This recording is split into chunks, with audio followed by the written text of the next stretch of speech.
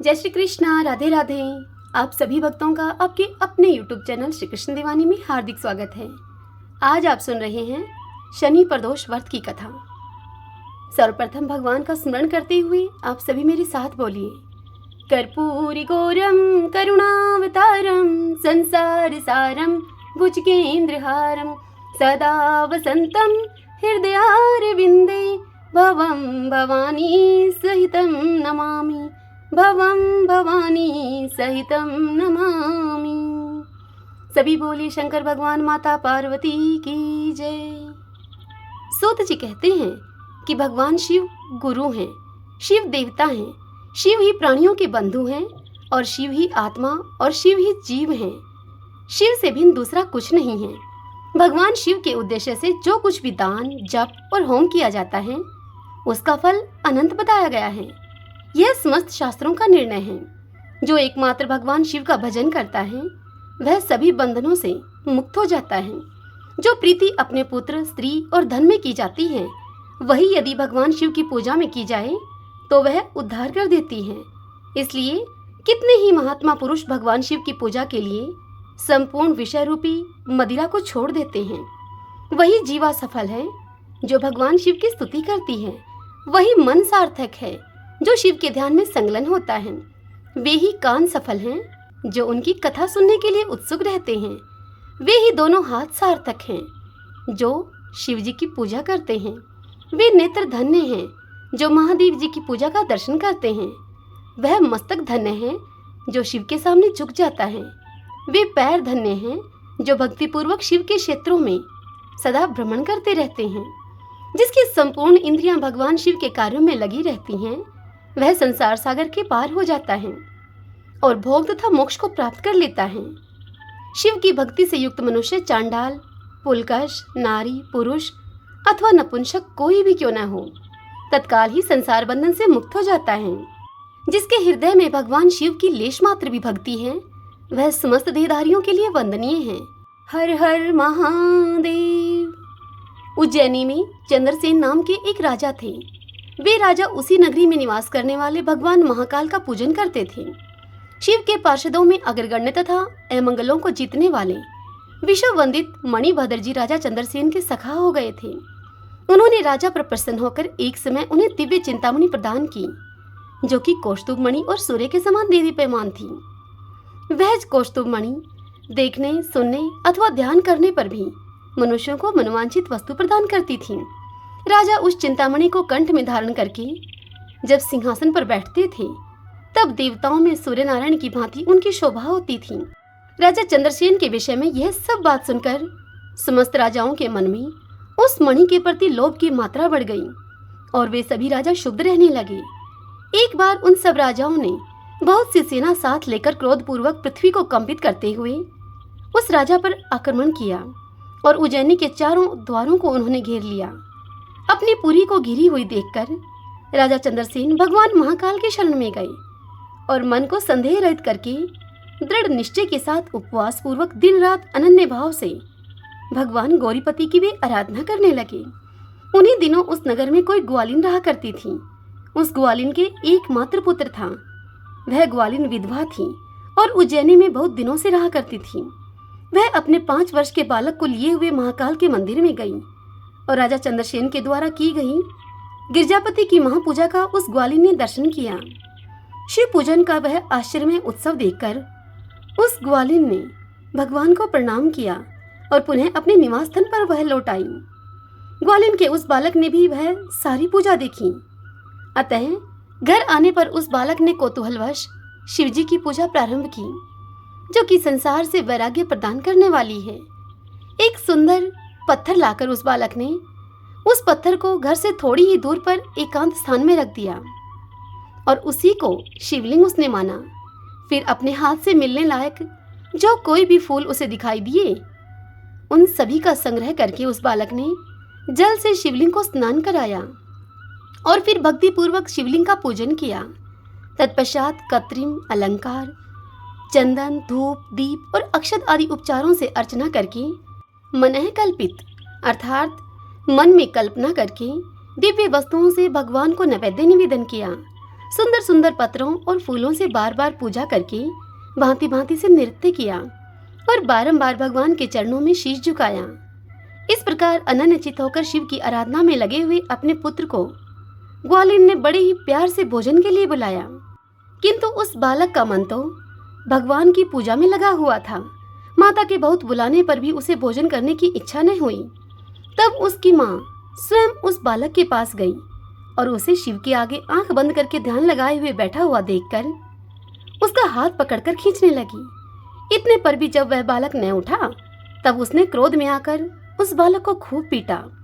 खींचने और मारने पीटने पर भी जब उसका पुत्र नहीं आया तब उसने वह शिवलिंग उठाकर दूर फेंक दिया और उस पर चढ़ाई हुई सारी पूजा सामग्री उस ग्वालिन ने नष्ट कर दी। यह देखकर बालक हाय हाय करके रोने लगा। रोष में भरी हुई ग्वालिन अपने बेटे को डांट डपट कर पुनः अपने घर में लेकर चली गई। भगवान शिव की पूजा को माता के द्वारा नष्ट की हुई देखकर वह बालक देव देव महादेव महादेव की पुकार करते हुए सहसा वहीं पर मूर्छित होकर गिर पड़ा। उसके नेत्रों से आंसुओं की धारा प्रवाहित हो रही थी। 2 घड़ी बाद जब उसे चेत हुआ तब उसने अपनी आंखें खोली और देखा कि उसका वही निवास स्थान परम सुंदर शिवालय हो गया था। मणियों के खंभे उसकी शोभा को बढ़ा रहे थे। उसके द्वार, किवाड़ तथा सुंदर फाटक सब स्वर्णमय हो गए थे। वहां की भूमि बहुमूल्य नीलमणि तथा हीरों की वेदिकाओं से सुशोभित थी। यह सब कुछ देखकर वह बालक सहसा उठा और हर्ष से परमानंद के समुद्र में निमग्न सा हो गया। उस बालक ने समझ लिया कि यह सब शिवजी की पूजा का महात्म्य है। उसी के प्रभाव से यह दिव्य विभूति प्रकट हुई है। तत्पश्चात उस बालक ने अपनी माता के अपराध की शांति के लिए पृथ्वी पर अपने मस्तक को रखकर भगवान शिव को साष्टांग प्रणाम किया और उनसे फिर इस प्रकार से कहा कि हे देव, हे उमापते, मेरी माता का अपराध आप क्षमा कीजिए। वह मूढ़ है, आपके प्रभाव को वह नहीं जानती है। हे शंकर, आप उस पर प्रसन्न होइए। यदि मुझ में आपकी भक्ति से उत्पन्न हुआ कुछ भी पुण्य है तो मेरे उस पुण्य से आप मेरी उन माता पर आप दया करें।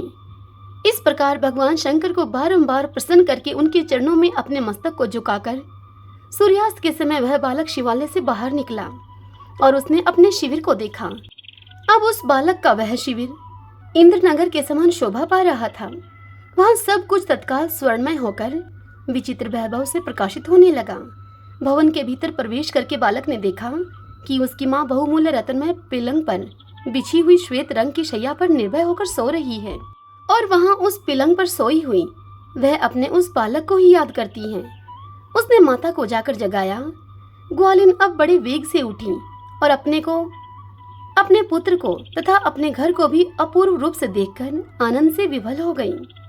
पुत्र के मुख से गिरजापति शंकर का वह सब प्रसाद सुनकर ग्वालिन ने राजा को सूचना दी इसकी, जो कि निरंतर भगवान शिव के भजन में ही लगा रहा करता था। राजा अपना नियम पूरा करके रात में सहसा वहां पर आए और ग्वालिन के पुत्र का वह प्रभाव जो कि शंकर जी के संतोष से प्रकट हुआ था वह सब देखा। स्वर्णमय शिव मंदिर, रत्नमय शिवलिंग तथा सुंदर मणि माणिक्यों से जगमगाता हुआ ग्वालिन का वह महल देखकर राजा चंद्रसेन पुरोहित और मंत्रियों के साथ 2 घड़ी तक आश्चर्यचकित होकर परमानंद में डूबे रहे। तत्पश्चात उन राजा ने नेत्रों से प्रेम के आंसू बहाते हुए ग्वालिन के उस बालक को हृदय से लगा लिया। भगवान शिव के इस अद्भुत महात्म्य की चर्चा अब समस्त पूर्वासियों में बड़े वेग से फैली और यही कहते सुनते कि वह रात मानो क्षण भर में ही व्यतीत हो गई। युद्ध के लिए आए हुए और नगर को चारों ओर से घेरकर खड़े हुए राजाओं ने भी प्रातःकाल दूतों के मुख से यह परम अद्भुत समाचार सुना। सुनते ही उन सभी राजाओं के मन से वैरभाव निकल गया। उन्होंने सहसा हथियार डाल दिए और चकित होकर महाराज चंद्रसेन की आज्ञा से नगर में प्रवेश किया। उस रमणीय नगरी में प्रवेश करके भगवान महाकाल को प्रणाम करने के बाद वह समस्त राजा उस ग्वालिन के घर पर भी आए। वहां राजा चंद्रसेन ने आगे बढ़कर उन सभी राजाओं का स्वागत किया। वे सभी राजा बहुमूल्य आसनों पर बैठे और प्रीतिपूर्वक विस्मित एवं आनंदित हुए। गो बालक पर कृपा करने के लिए स्वतः प्रकट हुए शिवालय और शिवलिंग का दर्शन करके समस्त राजाओं ने भगवान शिव को अपनी उत्तम बुद्धि समर्पित की। उनमें भक्तिपूर्वक अपने मन को लगाया। इसी समय सभी देवताओं से पूजित परम तेजस्वी वानरराज हनुमान जी वहां पर प्रकट हुए। उनके आते ही समस्त राजाओं ने बड़े वेग से उठकर भक्तिभाव से विनीत होकर उन्हें नमस्कार किया। तब हनुमान जी ने उन सबसे कहा कि राजाओं, भगवान शिव की पूजा के सिवा देहधारियों के लिए दूसरी कोई गति नहीं है। यह बड़े सौभाग्य की बात है कि इस गो बालक ने शनिवार को प्रदोष व्रत के दिन ही बिना मंत्र के भी शिव का पूजन करके उनको पा लिया है। शनिवार को प्रदोष व्रत समस्त देहधारियों के लिए दुर्लभ है। कृष्ण पक्ष आने पर तो वह और भी अधिक दुर्लभ है। गोप वंश की कीर्ति को बढ़ाने वाला यह बालक संसार में सबसे अधिक पुण्य आत्मा है। इसकी वंश परंपरा में 8वीं पीढ़ी में महायशस्वी नंद उत्पन्न होंगे, जिनके यहाँ साक्षात भगवान नारायण उनके पुत्र के रूप से प्रकट होकर श्री कृष्ण के नाम से प्रसिद्ध होंगे। आज से यह गोपाल नंदन संसार में श्रीकर नाम से विख्यात होगा। अंजनी नंदन हनुमान जी ने ऐसा कहकर उस गोप बालक को शिव उपासना के आचार व्यवहार से उपदेश देकर वे हनुमान जी वहीं पर अंतर्ध्यान हो गए। वे सब राजा हर्ष में भरकर महाराज चंद्रसेन की आज्ञा लेकर जिस प्रकार से आए थे वैसे ही अपने अपने नगर में वापस लौट गए। महातेजस्वी श्रीकर भी हनुमान जी का उपदेश पाकर धर्मज्ञ ब्राह्मणों के साथ शंकर जी की आराधना करने लगा। समय के अनुसार भक्त श्रीकर, गोप तथा राजा चंद्रसेन दोनों ने भक्ति पूर्वक शिव की आराधना करके परम पद को प्राप्त किया। यह परम पवित्र उपाख्यान कहा गया है। यह गोपनीय रहस्य है, सुयश एवं पुण्य समृद्धि को बढ़ाने वाला है और गौरीपति भगवान शिव के चरणारविंदों में भक्ति भाव की वृद्धि और पाप राशि का निवारण करने वाला है। श्री शिवाय नमस्तुभ्यं, श्री शिवाय नमस्तुभ्यं। आइए भक्तजनों, अब हम प्रदोष व्रत की दूसरी कथा का श्रवण करते हैं। भौम प्रदोष के दिन इन दोनों कथाओं को सुनना अत्यंत आवश्यक है। प्रदोष व्रत की पूर्णता के लिए इन दोनों कथाओं को सुनना चाहिए। सभी बोलिए भगवान शंकर माता पार्वती की जय। सूत जी इस कथा को सुनाते हुए मुनियों से कहते हैं कि त्रयोदशी तिथि में सायंकाल प्रदोष कहा गया है। प्रदोष के समय महादेव जी कैलाश पर्वत के रजत भवन में नृत्य करते हैं और देवता उनके गुणों का सत्वन करते हैं। इसलिए धर्म, अर्थ, काम और मोक्ष की इच्छा रखने वाले पुरुषों को प्रदोष में नियम पूर्वक भगवान शिव की पूजा, होम, कथा और उनका गुणगान करना चाहिए। दरिद्रता के तिमिर से अंधे और भवसागर में डूबे हुए संसार भय से भीर मनुष्यों के लिए यह प्रदोष व्रत पार लगाने वाली एक नौका है। भगवान शिव की पूजा करने से मनुष्य दरिद्रता, मृत्यु, दुख और पर्वत के समान भारी ऋण भार को शीघ्र ही दूर करके संपत्तियों से पूजित होता है। विदर्भ देश में सत्यरथ नाम से प्रसिद्ध एक राजा थे, जो कि सब धर्मों में तत्पर, धीर, सुशील और सत्य प्रतीक थे। धर्म पूर्वक पृथ्वी का पालन करते हुए उनका बहुत सा समय सुख पूर्वक बीत गया। तदंतर शाल्व देश के राजाओं ने विदर्भ नगर पर आक्रमण करके उसे चारों ओर से घेर लिया। अपनी पुरी को शत्रुओं से घिरी हुई देखकर विदर्भराज विशाल सेना को साथ में लेकर युद्ध के लिए सामने आए। बल से उन्मत्त हुए शाल्व देशी क्षत्रियों के साथ राजा का अत्यंत भयंकर युद्ध हुआ। शाल्वों की बहुत बड़ी भारी सेना मारी गई, परंतु अंत में विदर्भराज भी उनके हाथों से मारे गए। मंत्रियों के सहित उस महारथी वीर राजा के मारे जाने पर मरने से बचे हुए सैनिक भाग खड़े हुए। उस समय विदर्भराज सत्यरथ की एक पतिव्रता स्त्री अत्यंत शोकग्रस्त होकर रात के समय राजभवन से निकलकर पश्चिम दिशा की ओर चली गई। वह गर्भवती थी। सवेरा होने पर धीरे धीरे मार्ग से जाती हुई उस साध्वी रानी ने बहुत दूर का रास्ता तय कर लेने के बाद एक स्वच्छ तालाब देखा और वह उस तालाब के किनारे शोभा पाने वाले एक छायादार वृक्ष के नीचे बैठ गई। भाग्यवश उसी निर्जन स्थान में वृक्ष के ही नीचे पतिव्रता रानी ने उत्तम गुणों से युक्त शुभ मुहूर्त में एक पुत्र को जन्म दिया। तत्पश्चात अत्यंत प्यास से व्याकुल होकर वह सुंदर अंगों वाली रानी जलाशय में उतरी। इतने में ही एक बड़े भारी ग्रह ने आकर, ग्रह मगरमच्छ को कहा जाता है, उस ग्रह ने आकर उस रानी को ग्रस लिया, अर्थात उस रानी को खा लिया। वह बालक पैदा होते ही माता पिता से हीन हो गया। तदंतर भूख और प्यास से पीड़ित होने के कारण उस सरोवर के किनारे जोर जोर से रोने लगा। वह नवजात शिशु जब इस प्रकार से कर्दन कर रहा था, उसी समय भाग्यवश वहां एक श्रेष्ठ ब्राह्मणी आ पहुंची। वह भी अपने 1 वर्ष के बालक को गोद में लिए हुए वहां आई थी। ब्राह्मणी निर्धन और विधवा थी। घर घर भीख मांगकर अपना जीवन निर्वाह करती थी। उसका नाम था उमा। उस सती साध्वी ब्राह्मणी ने उस राजकुमार को देखा। उसे अनाथ की भांति कर्दन करते हुए देखकर उसने मन ही मन विचार किया कि यह तो बड़े आश्चर्य की बात दिखाई देती है कि यह नवजात शिशु, जिसकी नाल भी अभी तक नहीं कटी है, इस प्रकार पड़ा हुआ है। इसकी माता कहाँ चली गई? न इसके पिता हैं और न ही कोई बंधु बांधव है। यह दीन अनाथ बालक बिना बिस्तर के भूमि पर सो रहा है। यह चांडाल का पुत्र है या शूद्र का, वैश्य का बालक है या फिर ब्राह्मण का, अथवा यह क्षत्रिय का शिशु है। इसका निश्चय कैसे किया जाए? मैं इस शिशु को उठाकर अपने सगे पुत्र की तरह अवश्य पालन कर सकती हूँ, परंतु यह किस कुल का है, यह न जानने के कारण इसे छूने का साहस नहीं है मुझ में। वह पतिव्रता ब्राह्मणी जब इस प्रकार कह रही थी, तभी उसी समय वहां पर एक सन्यासी महात्मा आ पहुंचे। वे ऐसे जान पड़ते थे मानो साक्षात भगवान शंकर हों। उन श्रेष्ठ भिक्षुक ने उस स्त्री से कहा कि ब्राह्मणी, तुम खेद न करो, हृदय की संशय वृत्ति दूर करके इस बालक की तुम रक्षा करो, इससे तुम्हें शीघ्र ही परम कल्याण की प्राप्ति होगी।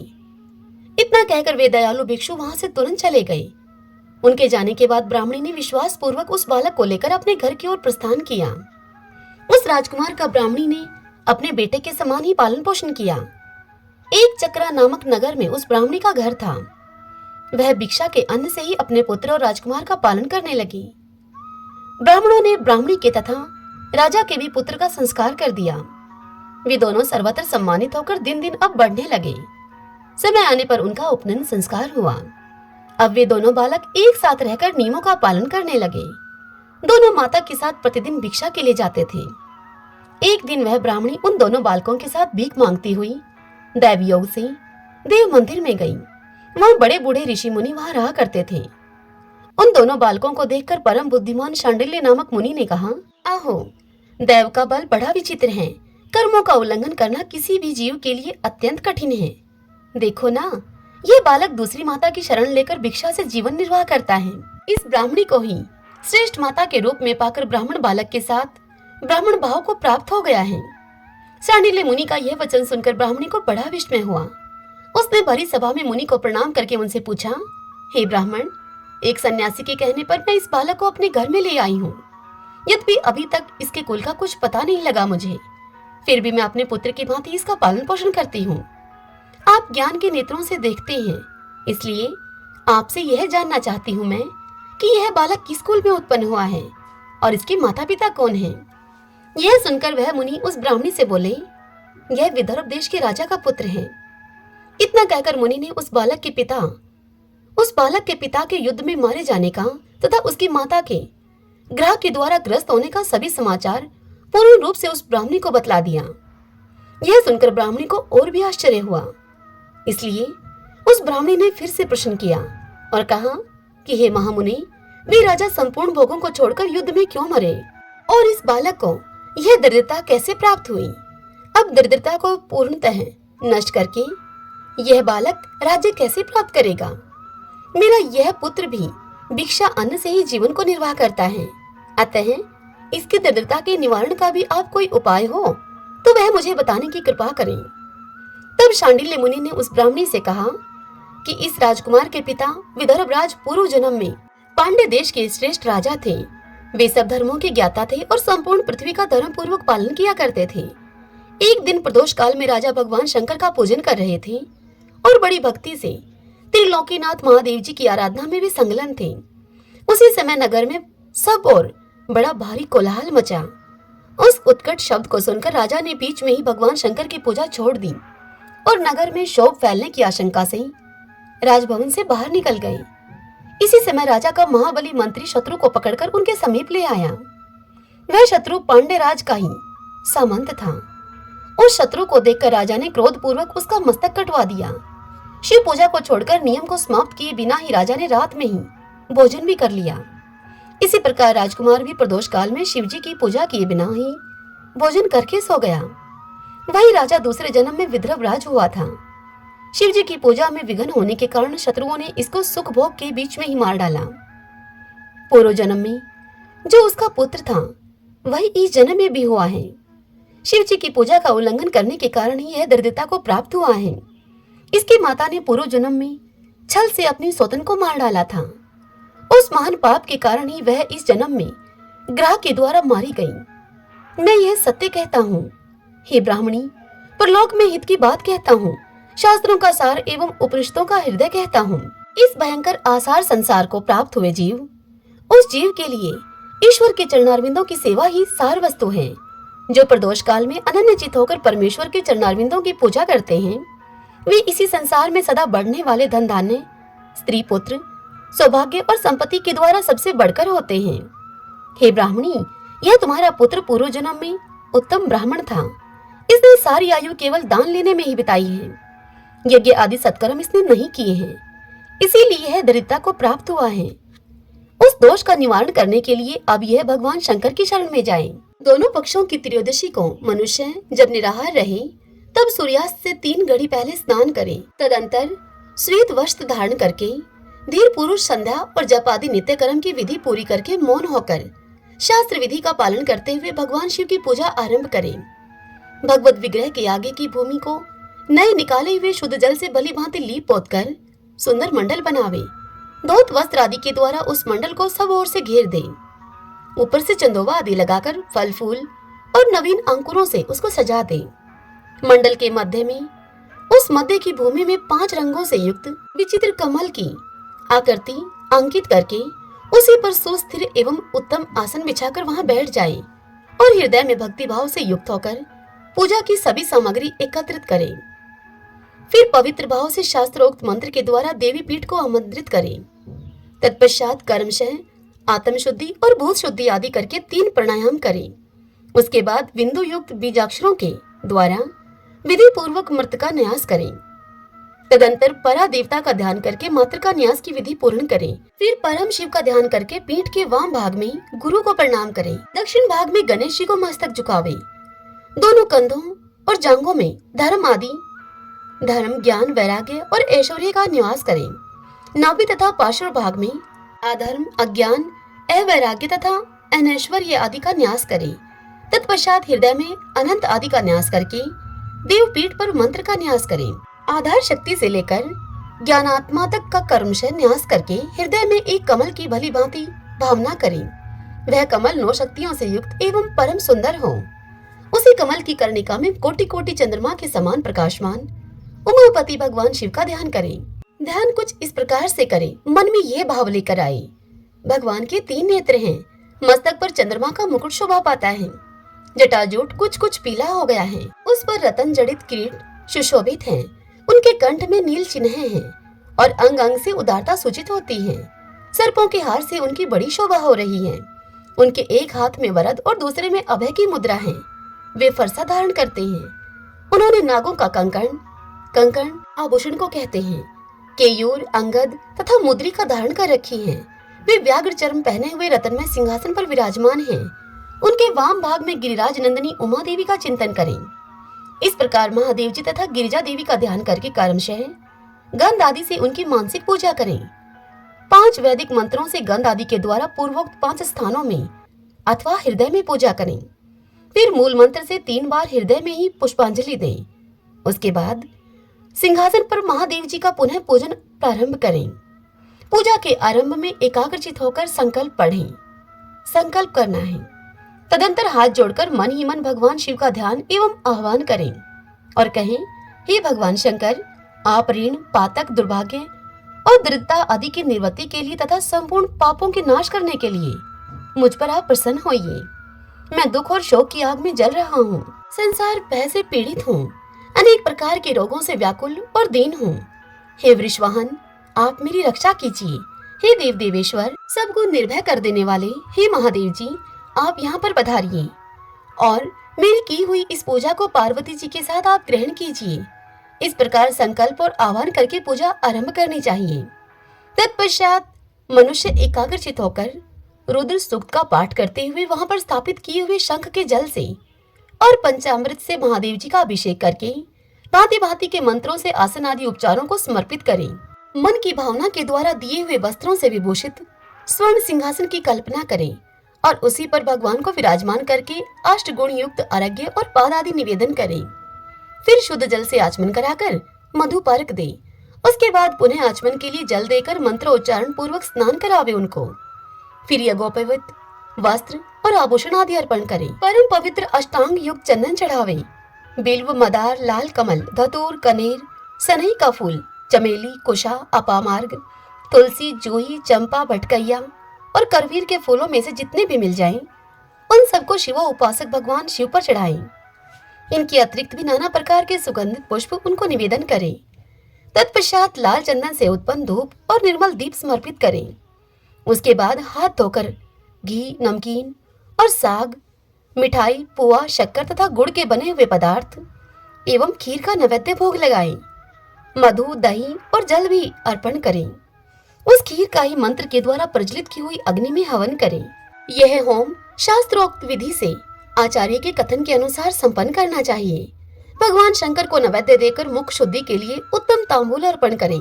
धूप, आरती, सुंदर छत्र, उत्तम दर्पण को वैदिक तांत्रिक मंत्रों के द्वारा विधि पूर्वक समर्पित करें। यदि यह सब करने की अपने में शक्ति न हो, अधिक धन का अभाव हो, तो अपने पास जितना धन हो उसी के अनुसार भगवान की पूजा कर लें। गौरीपति भगवान शंकर भक्ति पूर्वक भेंट किए हुए पुष्प मात्र से भी संतुष्ट हो जाते हैं। तदंतर स्तोत्रों के द्वारा उनकी स्तुति करके भगवान को साष्टांग प्रणाम करें। फिर परिक्रमा करके पूजा समर्पित करने के बाद विधि पूर्वक श्री गिरिजापति की प्रार्थना करें। हे देव, हे जगन्नाथ, आपकी जय हो। सनातन हे शंकर, आपकी जय हो। संपूर्ण देवताओं के हे अधीश्वर, आपकी जय हो। सर्वदेव पूजित, आपकी जय हो। सर्वगुणातीत, आपकी जय हो। सबको वर देने वाले हे प्रभु, आपकी जय हो। नित्य आधार रहित अविनाशी विशंभर, आपकी जय हो। जय हो प्रभु। संपूर्ण विश्व के लिए एकमात्र जानने योग्य हे महेश्वर, आपकी जय हो। नागराज वासुकी को आभूषण के रूप में धारण करने वाले हे प्रभु, आपकी जय हो। हे गौरीपते, आपकी जय हो। हे चंद्रार्ध शेखर शंभो, आपकी जय हो। कोटि सूर्यों के समान तेजस्वी हे शिव, आपकी जय हो। अनंत गुणों के आश्रय, आपकी जय हो। भयंकर नेत्रों वाले हे रुद्र, आपकी जय हो। अचिंतन निरंजन, आपकी जय हो। हे नाथ, हे दया सिंधु, आपकी जय हो। भक्तों की पीड़ा का नाश करने वाले हे प्रभु, आपकी जय हो। दुस्तर संसार सागर से पार उतारने वाले हे परमेश्वर, आपकी जय हो। हे महादेव, मैं संसार के दुखों से पीड़ित एवं खिन्न हूँ, मुझ पर प्रसन्न होइए। परमेश्वर, समस्त पापों के भय का अपहरण करके आप मेरी रक्षा कीजिए। मैं महान दारिद्र्य के समुद्र में डूबा हुआ हूँ। बड़े बड़े पापों ने मुझे आक्रांत कर लिया है। मैं महान शोकों से नष्ट और बड़े बड़े रोगों से व्याकुल हूँ। सब ओर से ऋण के भार से मैं लदा हुआ हूँ। पाप कर्मों की आग में मैं जल रहा हूँ और ग्रहों से मैं पीड़ित हो रहा हूँ। हे शंकर, आप मुझ पर प्रसन्न होइए। इधर मनुष्य इस प्रकार से पूजा के अंत में भगवान गिरिजापति की प्रार्थना करें। धनाढ्य अथवा राजा को इस प्रकार भगवान शंकर की प्रार्थना करनी चाहिए। हे शंकर जी, आपके प्रसाद से मेरे सदा आनंद रहे। मेरे राज्य में लुटेरे न रहें। सब लोग निरापद होकर रहें। पृथ्वी पर अकाल, महामारी आदि के संताप शांत हो जाएं। सबकी खेती धन धान्य से समृद्ध हो। संपूर्ण दिशाओं में सुख का साम्राज्य छा जाए। इस प्रकार प्रदोष व्रत के दिन गिरिजापति भगवान शंकर की आराधना करें। ब्राह्मणों को भोजन कराएं और उन्हें दक्षिणा देकर संतुष्ट करें। इस प्रकार मैंने सब पापों का नाश, सब प्रकार की दरिद्रता का निवारण तथा समस्त मनोवांछित वस्तुओं का दान करने वाले शिव पूजा का तुमसे वर्णन किया। यह शिव की पूजा शिव जी के द्रव्य का हरण करने के पाप को छोड़कर शेष सभी महापातकों और उपपातकों के महान समुदाय का नाश करती है। हे ब्राह्मणी, यदि ये दोनों बालक इसी प्रकार भगवान शंकर का पूजन प्रत्येक प्रदोष के दिन करते रहें, तो वर्ष भर के भीतर ही इन्हें उत्तम सिद्धि की प्राप्ति होगी। सांडिल्य मुनि का यह वचन सुनकर उस ब्राह्मणी ने दोनों बालकों के साथ मुनि के चरणों में प्रणाम किया और फिर इस प्रकार से कहा।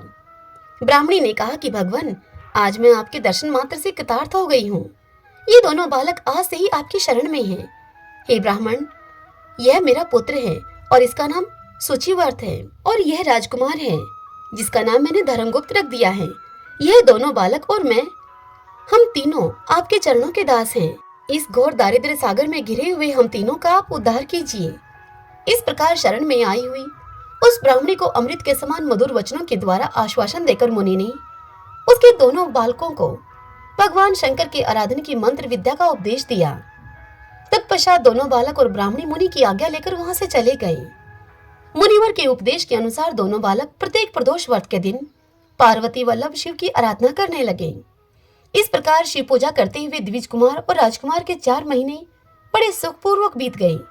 एक दिन द्विज कुमार राजकुमार को साथ लिए बिना ही नदी के तट पर स्नान करने के लिए गया और वहां मौज से देर तक वह इधर उधर घूमता रहा। वहां झरने के जल के आघात से खाई की भूमि कट जाने से उसमें गड़ा हुआ एक बड़ा भारी खजाने का कलश चमक रहा था, जिस पर ब्राह्मण कुमार की दृष्टि पड़ी।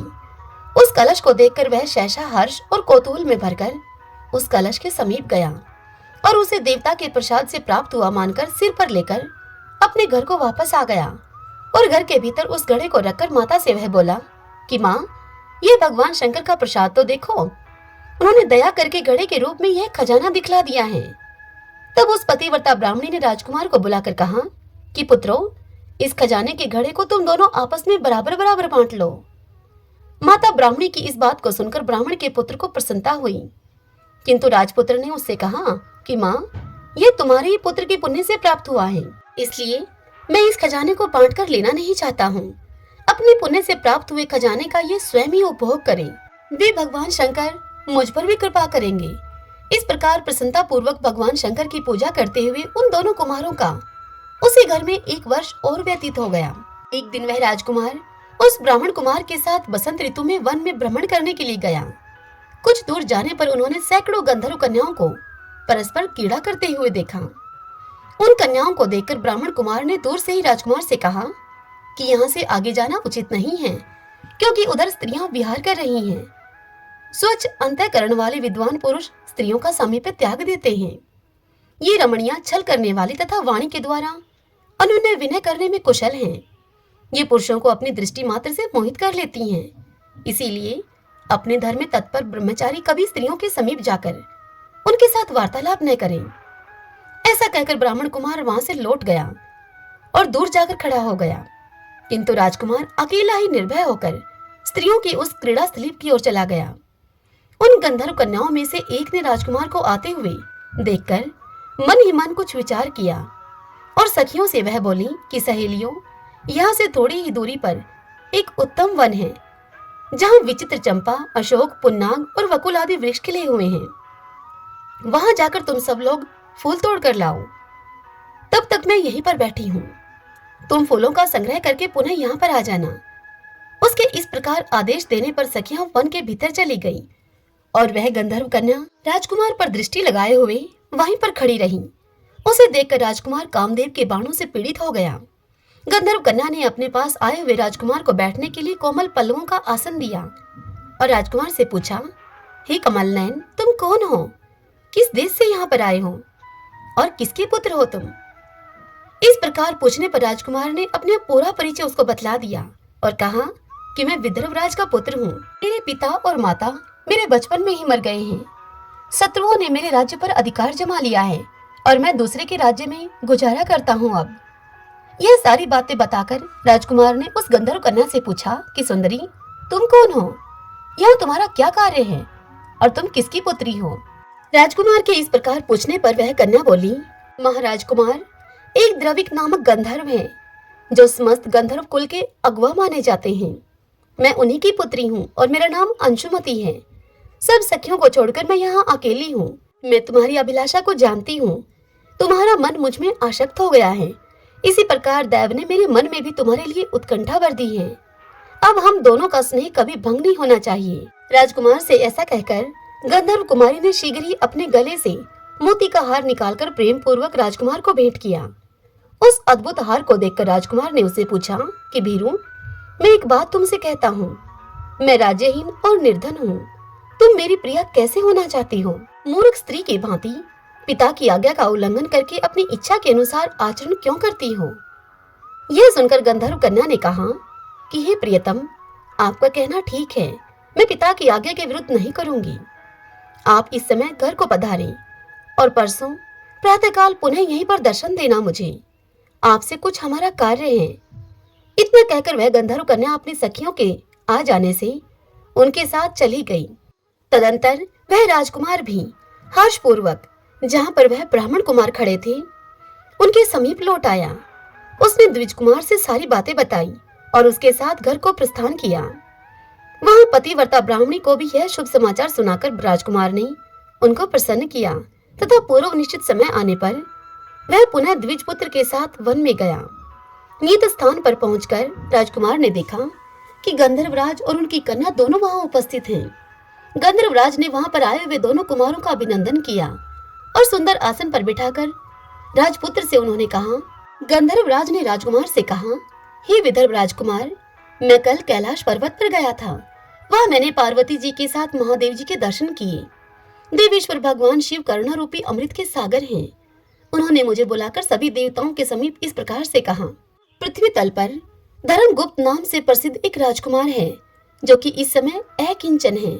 उसका राज्य छिन गया है। शत्रुओं ने उसके देश को अपने अधिकार में कर लिया है। अब वह बालक अपने गुरु की आज्ञा से सदा मेरी आराधना में संलग्न रहता है। उसी के प्रभाव से आज उसके समस्त पितृ मेरे स्वरूप को प्राप्त हो गए हैं। हे गंधर्व श्रेष्ठ, तुम भी उस राजकुमार की सहायता करो। अब वह शत्रुओं को मारकर अपने राज्य सिंहासन पर आसीन हो जाएगा। महादेव जी के इस प्रकार आज्ञा देने पर, हे राजकुमार, मैं अपने घर को आया। यहाँ इस मेरी कन्या ने भी तुम्हारे लिए बहुत प्रार्थना की मुझसे। यह सब परम दयालु भगवान शिव की प्रेरणा से हो रहा है। ऐसा समझकर मैं इस कन्या को साथ में लेकर यहाँ आया हूँ। इसलिए अपनी पुत्री अंशुमति को मैं तुम्हें पत्नी के रूप में देता हूँ और भगवान शिव जी की आज्ञा से शत्रुओं को मारकर तुम्हें तुम्हारे राज्य पर बिठाऊंगा। अपने उस नगर में तुम अपनी इस धर्म पत्नी के साथ 10,000 वर्षों तक मनोवांछित सुख को भोग कर अंत में भगवान शिव के लोक में जाओगे और वहां भी मेरी यह कन्या तुम्हारी ही सेवा में प्रस्तुत रहेगी। इस प्रकार कहकर गंधर्वराज ने उसी वन में राजकुमार के साथ अपनी पुत्री का विवाह कर दिया और दहेज में परम उज्जवल रतन भार भेंट किए उनको। चंद्रमा के समान चमकीली चूड़ामणि तथा दमकते हुए मोतियों के मनोहर हार दिए। दिव्य आभूषण, वस्त्र, स्वर्ण के बने हुए बहुत से सामान, 10,000 हाथी, 1,00,000 नीले घोड़े और हजारों सोने के बड़े बड़े रथ प्रदान किए। अंत में एक दिव्य रथ, इंद्र के धनुष के समान विशाल धनुष, शस्त्रों अस्त्र शस्त्र, अक्षय बाणों से भरे हुए 2 तरकश, अभेद स्वर्णमय कवच तथा शत्रुओं का संहार करने वाली शक्ति समर्पित की। अपनी पुत्री की सेवा के लिए गंधर्वराज ने प्रसन्नचित होकर 5,000 दासियां दी। इतना ही नहीं, राजकुमार की सहायता के लिए उन्होंने अत्यंत उग्र गंधर्वों की चतुरंगिनी सेना भी भेंट की। इस प्रकार परम उत्तम संपत्ति को पाकर राजकुमार अपनी मनोवांछित पत्नी के साथ बहुत प्रसन्न हुए। पुत्री का विवाह कराकर गंधर्वराज स्वर्गलोक में चले गए। धर्मगुप्त विवाह के अनंतर गंधर्वों की सेना के साथ अपने नगर को आ गया और वहां उन्होंने शत्रु सेना का संहार करके अपनी राजधानी में प्रवेश किया। तत्पश्चात श्रेष्ठ ब्राह्मणों और मंत्रियों ने मिलकर राजकुमार का अभिषेक किया और वे रत्नमय सिंहासन पर आरूढ़ होकर एकंटक राज्य का उपभोग करने लगे। जिस ब्राह्मण पत्नी ने उनका अपने पुत्र की भांति पालन किया था, वही उनकी माता हुई। वह द्विज कुमार ही भाई हुआ और गंधर्व राजपुत्री अंशुमति महारानी के पद पर प्रतिष्ठित हुई। भगवान शंकर की आराधना करके धर्मगुप्त विदर्भ देश के राजा हो गए। इसी प्रकार दूसरे लोग भी प्रदोष व्रत के दिन गिरिजापति की आराधना करके मनोवांछित कामनाओं को प्राप्त कर लेते हैं और देहावसान होने पर अर्थात मृत्यु होने पर परम गति को प्राप्त होते हैं। सूत जी इस कथा को सुनाते हुए कहते हैं कि जो प्रदोष व्रत के परम अद्भुत पुण्य में महात्म्य को प्रदोष व्रत के दिन शिव पूजन के बाद एकाग्रचित होकर सुनता है, कहता है अथवा पढ़ता है, उसे 100 जन्मों तक कभी दरिद्रता प्राप्त नहीं होती और अंत में वह ज्ञान के ऐश्वर्य से युक्त होकर भगवान शंकर के परम धाम को प्राप्त होता है। सभी बोलिए भगवान शंकर माता पार्वती की जय। आइए भगतजनों, अब हम भगवान शंकर की आरती करते हैं। ओम जय शिव ओमकारा, स्वामी जय शिव ओमकारा, ब्रह्मा विष्णु सदा शिव अर्धांगी धारा। ओम जय शिव ओमकारा, एकानन चतुरानन पंचानन राजे, हंसानन गरुड़ासन वृषवाहन साजे। ओम जय शिव ओमकारा, 2 भुज 4 चतुर्भुज, 10 भुज ते सोहे, प्रभु 10 भुज अति सोहे। तीनों रूप निरखता त्रिभुवन जन मोहे, जय शिव ओंकारा। माला वनमाला मुंडमाला धारी, चंदन मृग मद सोहे भोले शुभकारी। ओम जय शिव ओंकारा। श्वेतांबर पीतांबर बागांबर अंगे, शनकादिक ब्रह्मादिक प्रेतादिक संगे। ओम जय शिव ओंकारा। कर के मध्य कमंडलू चक्र त्रिशूल धरता, जग करता संहरता जग पालन करता। ओम जय शिव ओंकारा। ब्रह्मा विष्णु सदा शिव जानत अविवेका, अक्षर के मध्य ये तीनों एका। ओम जय शिव ओंकारा। त्रिभुवन स्वामी जी की आरती जो कोई जन गावे, कहते शिवानंद स्वामी मनवांछित फल पावे। जय शिव ओंकारा। सभी बोलिए भगवान शंकर माता पार्वती की जय, शिव परिवार की जय। आशा करती हूँ यह कथा आपको पसंद आई होगी। यदि ऐसा हो तो इस वीडियो को आप लाइक करें और कमेंट बॉक्स में हर हर महादेव लिखिएगा।